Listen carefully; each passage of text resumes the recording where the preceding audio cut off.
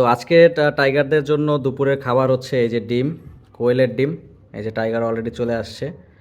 এগুলো আমি তোমারে ভাইঙা দিব, না ভাইঙা দিলে খাইতে পারবো না। সরো সরো সরো। তো এগুলো হচ্ছে কোয়েলের ডিম। আর আমার যেহেতু কোয়েল পাখি আছে, তাই আমি আর মুরগির ডিম ওদের দেই না, যেহেতু এখনও ছোট। মুরগির ডিম আমি আসলে প্রেফার করতেছি না ওদের জন্য। কোয়েলের ডিম ঠিক আছে।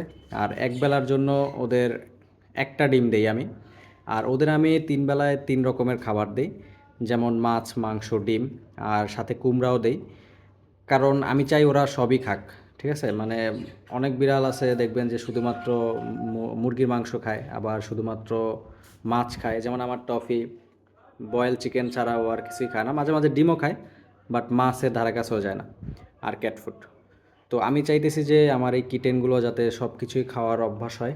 তো ওদের আসলে সব কিছুই খাওয়াইতেছি। আর এই বয়সে যদি আপনি সব কিছু খাওয়ানোর অভ্যাসটা করতে পারেন, তাইলে হচ্ছে ওরা বড় হলে ইজিলি ওইটা সব কিছুই খাবে আর কি। আর ওদের জন্য একবেলায় একটাই ডিম। অনেক বেশি খাওয়াইলেই যে আসলে শরীর ভালো হবে বা শরীর ভালো থাকবে, এটা আসলে ভুল কথা। এটা মানুষের ক্ষেত্রেও ঠিক, বেশি খাইলে আরও সমস্যা। এই কিটেনদের আপনি যত বেশি দিবেন ওরা তত বেশিই খাবে।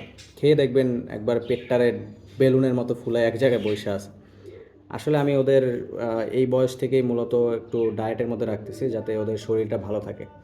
তাই এই বয়সে একটা ডিমই এনাফ আমার কাছে মনে হইতেছে। তো আপনার কাছে কি মনে হয় যে এই বয়সে একটা ডিম এনাফ কিনা? যদি না হয় তাহলে অবশ্যই আমাকে কমেন্ট করে জানাবেন। আর আপনি আপনার কিটেনদের, এই বয়সে কিটেনদের কী খাবার দিতেছেন সেটাও আমাকে চাইলে কমেন্টে জানাতে পারেন।